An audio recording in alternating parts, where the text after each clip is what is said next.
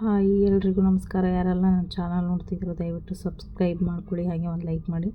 ಸಂಚಿಕೆ ಶುರುವಿನಲ್ಲಿ ಬಾಗಿಲು ಬಡಿಯೋ ಸೌಂಡ್ ಬರುತ್ತೆ. ಅವಳು ದೃಷ್ಟಿ ಹೇಳ್ತಾಳೆ, ಅಮ್ಮ ಹೋಗಿ ಓಪನ್ ಮಾಡು ಅಂತ. ಓಪನ್ ಮಾಡಿ ನೋಡಿದಾಗ ದತ್ತ ಬಂದಿರ್ತಾನೆ. ಅಯ್ಯೋ ಇವ್ರು ಬಂದಿದ್ದಾರಲ್ಲ ಅಂತ ಮನಸ್ಸಲ್ಲಿ ಅಂದ್ಕೊಂಡು, ಸರಿ ಬನ್ನಿ ಬುದ್ಧಿಯವರೇ ಅಂತ ಒಳಗೆ ಕರೀತಾಳೆ.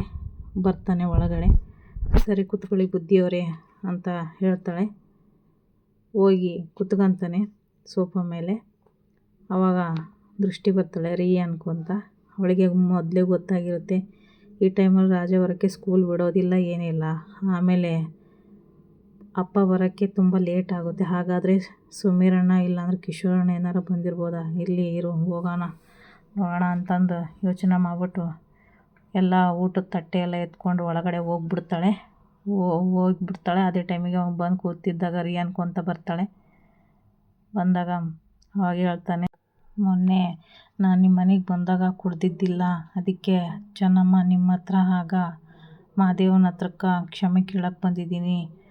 ನನ್ನಿಂದ ನಿಮಗೆ ತುಂಬ ಬೇಜಾರಾಗಿದೆ, ಏನಾದ್ರು ತಪ್ಪಾಗಿದ್ರೆ ಕ್ಷಮೆ ಇರಲಿ, ನಾನು ಕುಡ್ದಿರಲಿಲ್ಲ ಅಂತ ಹೇಳ್ತಾನೆ. ಅದಕ್ಕೆ ಚೆನ್ನಮ್ಮ ಹೇಳ್ತಾಳೆ, ಅಯ್ಯೋ ಬುದ್ಧಿ ಪರವಾಗಿಲ್ಲ ಬುದ್ಧಿ, ನೀವೆಲ್ಲ ಕ್ಷಮೆ ಕೇಳಬಾರ್ದು, ಬೇಡ ಬುದ್ಧಿ ಅಂತ ಹೇಳ್ತಾಳೆ. ಇಲ್ಲ ಚೆನ್ನಮ್ಮ, ನೀವು ವಯಸ್ಸಲ್ಲಿ ದೊಡ್ಡವರಾದರೂ ನಾನು ವಯಸ್ಸಲ್ಲಿ ಚಿಕ್ಕವನು, ಆದರೂ ತಪ್ಪೇ ಅಂತ ಹೇಳ್ತಾ ಇರ್ತಾನೆ. ಅದೇ ಟೈಮಲ್ಲಿ ರೂಪ ಅವ್ರನ್ನ ಮಾತಾಡೋದನ್ನ ಬಗ್ಗೆ ಕೇಳಿಸ್ಕೊತಾ ಇರ್ತಾಳೆ. ಅದಕ್ಕೆ ಸರಿ ಆಯಿತು ಬುದ್ಧಿ, ನಿಮ್ಮದೇನೂ ತಪ್ಪಿಲ್ಲ ಅಂತ ಹೇಳ್ತಾಳೆ. ಆಮೇಲೆ ಶರು ಇಲ್ಲಿ ಒಬ್ರಿಗೋಸ್ಕರ ವೇಟಿಂಗ್ ಮಾಡ್ತಾ ಇರ್ತಾಳೆ. ಅವನು ಬರ್ತಾನೆ, ಸುಪಾರಿ ಕೊಟ್ಟವನು. ಅವನು ಬಂದುಬಿಟ್ಟು ಹೇಳ್ತಾಳೆ, ನೀನು ಬಂದಿದೆಯಾ ನನಗೆ ಗೊತ್ತಿದೆ ಬಾ ಅಂತ ಕರೀತಾಳೆ. ಅವನು ಬರ್ತಾನೆ.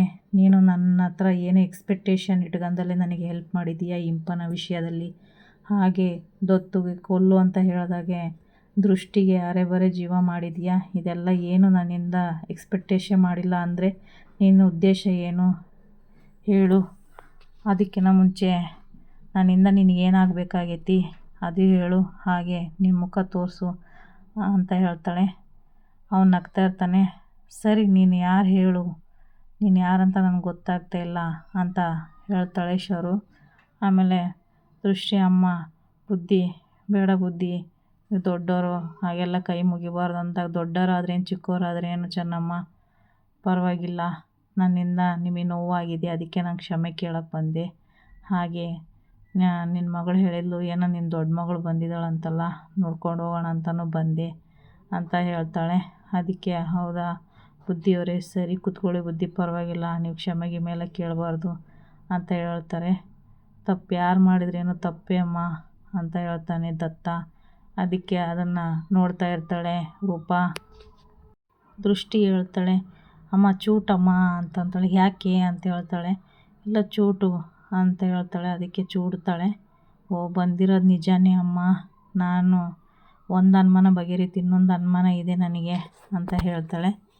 ಅದಕ್ಕೆ ಏನದು ಅಂತ. ಅವ್ರು ಹುಷಾರು ಇದ್ದಾರೋ ಇಲ್ಲೋ ಒಂದು ಗೊತ್ತಾಗ್ತಾ ಇಲ್ಲ ಅಂತ ಹೇಳ್ತಾಳೆ. ಅದಕ್ಕೆ ಅವನು ಮುಖನೇ ಒಂಥರ ಮಾಡ್ತಾನೆ. ರೀ ನೀನು ನಿಜವಾಗ್ಲೂ ಬಂದಿದ್ದೀರಾ ರೀ ಅನ್ಕೊತ ಹೋಗ್ತಾಳೆ. ಈ ಥರ ಎಲ್ಲ ಮಾಡಬೇಡ ನೀನು ಚೆನ್ನಮ್ಮ, ನಿನ್ನ ಮಗಳು ಹುಟ್ಟಿದಾಗ ಏನಾದರೂ ಕಪ್ಪೆ ಗಿಪ್ಪೆ ಏನಾದ್ರು ಓಡಾಡ್ತೇನೆ, ಯಾವಾಗ ನೋಡು ವಟ ವಟ ವಟ ಅಂತ ಇರ್ತಾಳೆ ಅಂತ ಹೇಳ್ತಾಳೆ. ಚೆನ್ನಮ್ಮ ನಗ್ತಾ ಇರ್ತಾಳೆ. ಅದೇ ಟೈಮಲ್ಲಿ ರೂಪ ತನ್ನ ಹಳೆ ಪ್ರೀತಿಯನ್ನು ನೆನೆಸ್ಕೊಂಡು ದತ್ತನ್ನ ತಿರಸ್ಕಾರ ಮಾಡಿದ್ದು ಎಲ್ಲ ನೆನೆಸ್ಕೊಂಡು ಫೀಲ್ ಮಾಡ್ತಾಳೆ. ಅವನಿಗೆ ಅವಮಾನ ಮಾಡಿದ್ದು ಎಲ್ಲ. ಸರಿ ಆಯಿತು ಚೆನ್ನಮ್ಮ, ನಿನ್ನ ಮಗಳು ಕರ್ಕೊಂಬಾ ಅಂತ ಹೇಳ್ತಾನೆ ದತ್ತ. ಅವಾಗ ಹೋಗ್ತಾಳೆ ಅವ್ರು ಕರ್ಕೊಂಬರೋಕ್ಕೆ. ಇವಳು ರೀ ನೀವು ಹುಷಾರಿದ್ದಿರ್ತಾನೆ ಅಂತಾಳೆ. ನಾನು ಹುಷಾರಾಗಿ ಇದ್ದೀನಿ ಅಂತ ಹೇಳ್ತಾನೆ. ಅದಕ್ಕೆ ಅವಳಂತಾಳೆ, ನೀವು ಬಂಗಾರ ರೀ ಅಂತ. ಓಹೋ ಇಷ್ಟು ದಿನ ಮೈಸೂರು ಪಾಕು ಜಿಲೇಬಿ ಎಲ್ಲ ಹೋಯ್ತು, ಇವಾಗ ಬಂಗಾರನಾ ಅಂತ ಹೇಳ್ತಾನೆ. ಅವಳು ನುಲ್ಕೊಂತ ಮಾತಾಡ್ತಿರ್ತಾಳೆ. ಜಾಸ್ತಿ ನುಲಿಬೇಡ, ಸೊಂಟ ಮುರಿಯುತ್ತೆ ಅಂತ ಹೇಳ್ತಾನೆ. ಮುರಿದೋಗ್ಲಿ ಬಿಡಿ, ನೀವು ಬಂಗಾರದಂತರು ಅಂತ ಹೇಳ್ತಾಳೆ. ನೀನು ಜಾಸ್ತಿ ಮಾತಾಡಿದ್ರೆ ನಾನು ಇಲ್ಲಿಂದ ಹೋಗ್ತೀನಿ ನೋಡು ಅಂತಂದಾಗ, ಇಲ್ಲ ರೀ ಹೋಗೋದಿಲ್ಲ, ಆ ಥರ ಮಾಡೋದಿಲ್ಲ ಅಂತ ಹೇಳ್ತಾಳೆ. ಸರಿ ಆಯಿತು ಮತ್ತು ಸುಮ್ಮನೆ ಇರು ಅಂತ ಹೇಳಿದಾಗ, ಸರಿ ರೀ ಸುಮ್ಮನೆ ಹಾಕ್ತೀನಿ ಅಂತಂದು ಸುಮ್ಮನೆ ಆಗ್ತಾಳೆ. ಅವಳು ಚೆನ್ನಮ್ಮ ಹೋಗಿ ಕರಿತಾಳೆ, ಮಗಳೇ ಬಾ ಹೋಗೋಣ ಅಂತ. ಅವಳು ನಿರಾಕರಿಸ್ತಾಳೆ ಬರೋಕ್ಕೆ. ರೂಪ ಯಾಕಮ್ಮ, ಬಂದಾಗಿಂದ ನೀನು ನಮ್ಮ ಮಾತಿಗೆ ಎಲ್ಲ ಸ್ಪಂದಿಸ್ತಾ ಇದ್ದೆ, ಇವಾಗ ಏನಾಯಿತು ಮರ್ತು ಹೋಗಿದೆಯಮ್ಮ, ಯಾಕೆ ಹೀಗೆ ಮಾಡ್ತಾಯಿದ್ದೀಯ, ಬಾ ಅಮ್ಮ ಹೋಗೋಣ, ಅವ್ರು ತುಂಬ ಒಳ್ಳೆಯವ್ರು ಕಣೆ ಅಂತ ಹೇಳ್ತಾಳೆ. ಅವಳು ತುಂಬ ನಿರಾಕರಿಸ್ತಾಳೆ, ಇಲ್ಲ ಬರೋಕ್ಕೆ ಒಪ್ಪೋದೇ ಇಲ್ಲ. ಇಲ್ಲಿ ದೃಷ್ಟಿ ನೋಡಿದರೆ ದತ್ತನ್ನೇ ನೋಡ್ಕೊತ ನಕ್ಕೊಂತ ನಿಂತಿರ್ತಾಳೆ.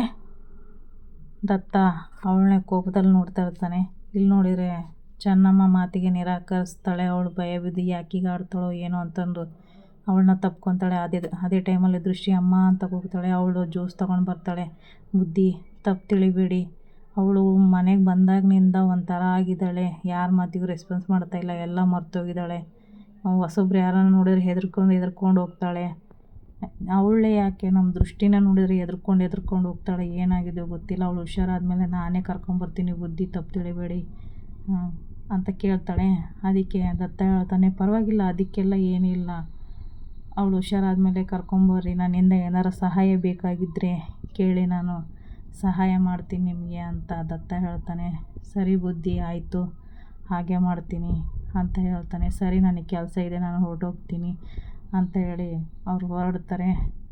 ಇಲ್ಲಿಗೆ ಈ ಸಂಚಿಕೆ ಮುಗಿಯುತ್ತೆ. ಮುಂದಿನ ಸಂಚಿಕೆಯಲ್ಲಿ ರೂಪ ದತ್ತನ ಭೇಟಿಯಾಗ್ತಾಳೋ ಏನೋ ನೋಡೋಣ. Thank you for watching.